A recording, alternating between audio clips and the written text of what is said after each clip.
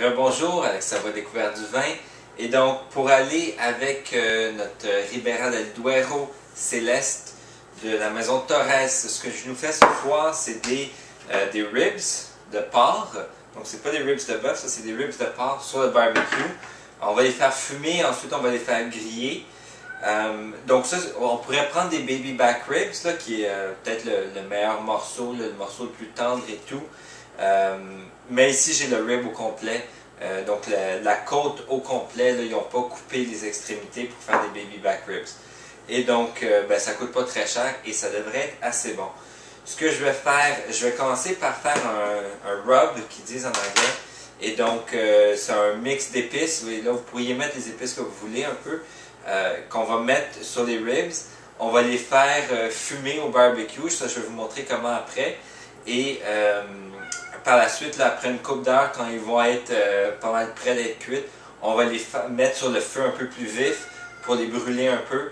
Et ensuite, il y aura juste à mettre la sauce barbecue à la fin. L'idée de ne pas mettre la sauce barbecue au début. Quand on a des ribs qui sont déjà cuits, donc on pourrait faire bouillir les ribs pendant 1 heure. Et ensuite, juste mettre la sauce barbecue, les mettre sur le barbecue pendant 3 minutes. Et elles seraient très bonnes, seraient tendres. Mais là, moi, je veux les faire fumer. Donc, c'est pour ça que je ne mets pas la sauce tout de suite. Parce que la sauce, qui a beaucoup de sucre dedans et qui est en format liquide, si on veut, si on met ça sur le barbecue pendant une couple d'heures, le problème, c'est que ça va vraiment carboniser, puis vos ribs vont être vraiment brûlés sans avoir brûlé par la flamme, là. Mais la sauce va être brûlée elle-même à cause de tout le sucre qu'il y a dedans.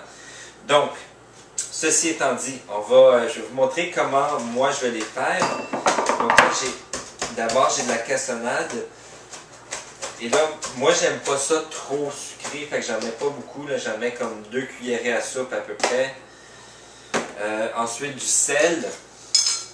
Je suis plus un salé que sucré, fait que je vais mettre une bonne cuillerée à soupe de sel.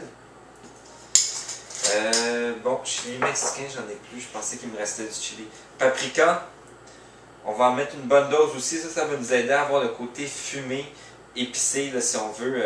Paprika, c'est toujours une bonne herbe quand on veut faire des choses sur le barbecue. Donc j'en ai mis à peu près une cuillerée et demie. Là, je vais voir si j'ai pas de chili. Du chili. Piment jamais. Allspice. Ok. Bon, mais j'ai pas de chili. Mais j'ai du allspice ici. Ils appellent ça piment de Jamaïque. C'est plus aromatique, moins piquant que du chili, évidemment. Mais ça devrait nous donner un bon goût. Le chili, en général, en poudre, c'est pas super piquant. C'est plus pour donner du goût. Et ça va être la cayenne qui va nous donner du piquant. Bon, je pensais en mettre, mais j'en mettrai pas aujourd'hui. Donc ça, c'est l'ensemble de mon rub. Donc je mélange ça comme ça. Simplement, que ce soit bien intégré. Je pense que je vais peut-être mettre un peu plus de sel parce que avec toutes les autres choses que j'ai mis, j'en ai pas énormément. Fait que 2 cuillerées de sel en fait. Du sel de table, là, ça c'est rien de spécial. Et un peu de poivre.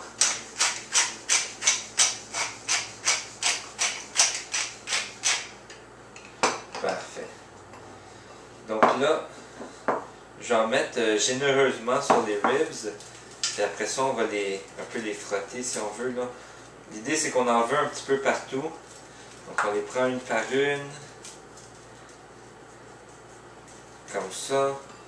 Pas besoin qu'il y en ait des tonnes, là, mais si on veut que la saveur soit bien répartie, il faut essayer de mettre les épices là, assez uniformément si on veut.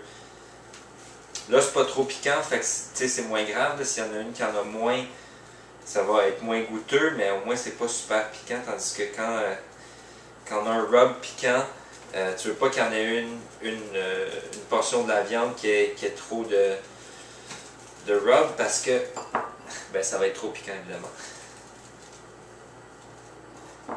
Bon, donc c'est à peu près ça. Je vais aller partir mon feu. Je vais vous montrer comment ça marche pour faire fumer. N'importe quel barbecue que vous allez pouvoir faire fumer les choses. C'est pas aussi compliqué qu'on le pense. On n'a pas besoin d'un fumoir. Donc je vous rejoins dehors dans quelques minutes quand le barbecue sera prêt, je vais vous expliquer comment je fais ça. Bon, de retour, et donc là j'ai préparé mon barbecue. Donc j'ai du charbon de chaque côté qui est bien allumé, et dans le milieu j'ai mis une genre de panne en aluminium avec de l'eau dedans. La raison pour ça, c'est que je vais mettre les ribs par-dessus ça, et ça va tout le temps générer un petit peu d'humidité, et en plus ça va ramasser tout le gras qui coule des ribs. Donc ça va être ça va faire moins de dégâts, et en plus ça va garder les ribs un peu plus humides. Donc c'est ça, c'est une méthode de cuisson indirecte si on veut. Donc je ne mettrai pas les ribs directement sur le feu parce que je vais les laisser fumer longtemps. Donc ce que je vais faire, si vous avez un barbecue au je vais déposer ça là. Si vous avez un barbecue au gaz, c'est pas beaucoup plus compliqué. En fait, vous n'aurez pas le charbon, fait que ça enlève quelque chose. Par contre, ce que vous faites, c'est que vous avez souvent deux côtés au barbecue. Donc vous allumez un côté, et l'autre côté, vous n'allumez pas le feu. Et ce que vous pouvez faire, c'est mettre la panne comme ça, le plat en aluminium sur le côté que le feu n'est pas allumé. Et vous mettez les ribs de ce côté-là, en fermant le couvercle. Donc là, je vais mettre les ribs et je vais fermer le couvercle. Donc, c'est ça.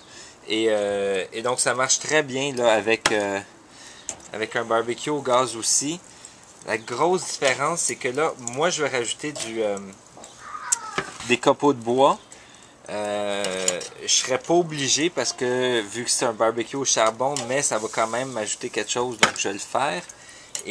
Mais quand vous êtes un barbecue au gaz, c'est sûr que c'est absolument obligatoire de rajouter des charbons de bois quand on veut fumer, là, parce que sinon, on n'aura pas de fumée pour faire de la fumée. Je vais juste aller chercher mes charbons de bois. Je vais vous montrer ça.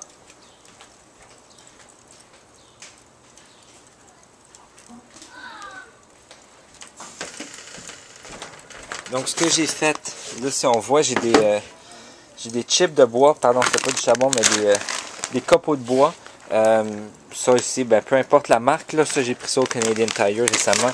Là j'utilise des copeaux de bois de pommes. Ça pourrait être n'importe quoi.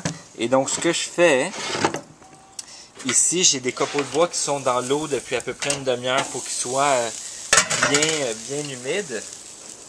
Et là je vais en mettre un petit peu de chaque côté. Et plus tard, je vais en rajouter des secs là, quand ça va être presque la fin pour donner un dernier boost de fumée. Ce que vous voulez faire, si vous avez un charbon, un barbecue au gaz, c'est que vous voulez prendre un papier d'aluminium, mettre moitié de copeaux qui ont été dans l'eau pendant une demi-heure. Oups, pardon. Donc moitié de copeaux qui ont été dans l'eau, moitié de copeaux secs dans le papier d'aluminium. Vous refermez tout ça étanche, vous faites des trous dedans et ça vous allez le mettre à l'intérieur, en dessous des grilles du barbecue, directement sur le côté que vous avez mis du feu. Donc le feu va faire chauffer les copeaux de bois qui vont s'enflammer un peu, et le fait qu'il y en ait qui sont humides, et là je vais fermer mon couvercle, le fait qu'il y en ait qui sont humides, voyons, excusez-moi, deuxième fois. Donc le fait qu'il y ait des copeaux de bois qui sont humides va faire en sorte que ça ne brûlera pas tout de suite, et le fait qu'il y en ait qui sont secs, ben, ça va partir la fumée tout de suite. Et donc en gros c'est ça, là je veux atteindre une chaleur d'à peu près 300 degrés. À cette chaleur-là, ça va durer à peu près 2 heures, là, le temps que mes ribs soient cuits. Et donc je vous rejoins tantôt quand ils vont être presque cuits pour vous montrer de quoi ça a de l'air et pour vous montrer là, la dernière cuisson. Donc c'est tout pour le moment, à tantôt. Donc 2 heures plus tard, à faire fumer les ribs, là j'ai rajouté du charbon pour augmenter le feu. Vous avez un barbecue au gaz, c'est juste de mettre le feu au maximum. Et là, je prends la sauce barbecue. Bon, moi je l'ai faite moi-même, mais on peut prendre n'importe quelle sauce barbecue achetée. Un truc, vous pouvez rajouter du vinaigre de pomme. Ou c'est ça, vinaigre de cidre de pomme en fait qu'ils appellent ça. Si vous trouvez que la sauce est trop sucrée, moi c'est une des choses que je mets dans ma sauce barbecue. Fait que là, je mets un peu de sauce. Et là, je les mets directement sur le feu pour qu'ils puissent griller. Parce que comme on voit, ils sont cuits, mais ils n'ont pas carbonisé parce qu'ils n'étaient pas directement par-dessus le feu. Donc, c'est tout. Et puis, ben, j'espère que vous allez apprécier cette recette-là. Elle devrait être bon. Puis, ben, à la prochaine.